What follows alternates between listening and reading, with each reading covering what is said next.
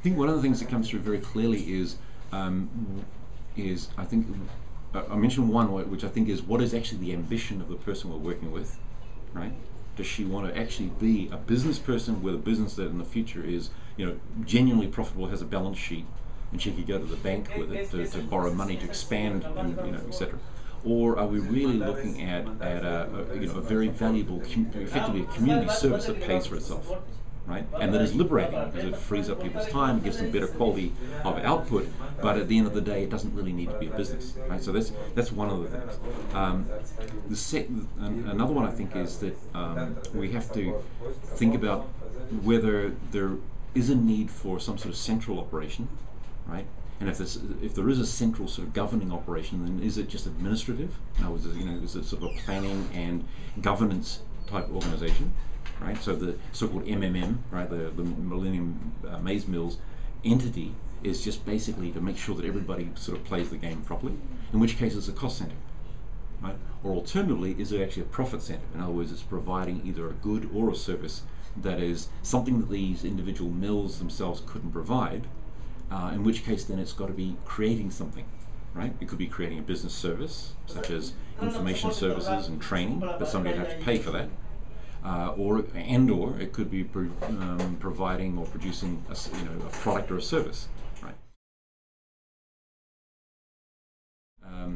I think one of the issues, if it just stays as a sort of an administrative and governance entity, is that it's a cost center. So somebody's got to pay for that. And these mills themselves are not going to be able to pay for it, which means that we're then locked into some sort of donor model forever, right?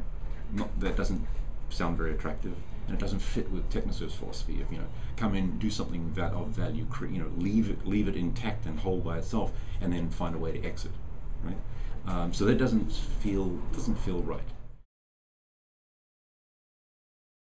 Well, let's see. We have the funding for the project for about 3 more years. So we want to reach some pretty definitive, it's like when the cash stops. So you need to either, be generating your own cash from the business itself, or you need by then to have another strategy now.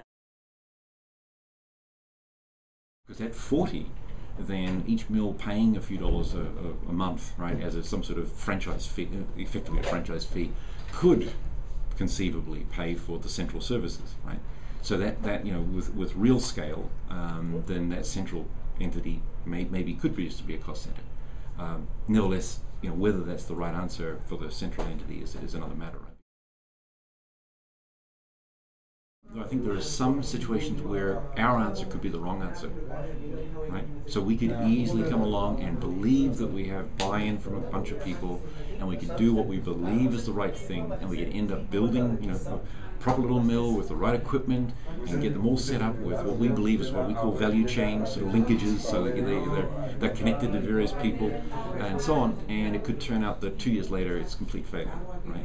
And so one of the real learnings was by thinking of these contextual factors, right, and looking at it a bit more holistically, then we could kind of hold back on that and be a bit more selective, and also I think be a lot more responsive to what people were looking for, right?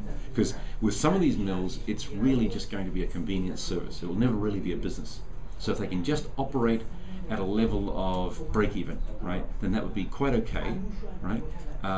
With others, there really is an entrepreneur, if we can find her or him, but typically it's her we're after, who really wants to make this a business and really wants to scale, right?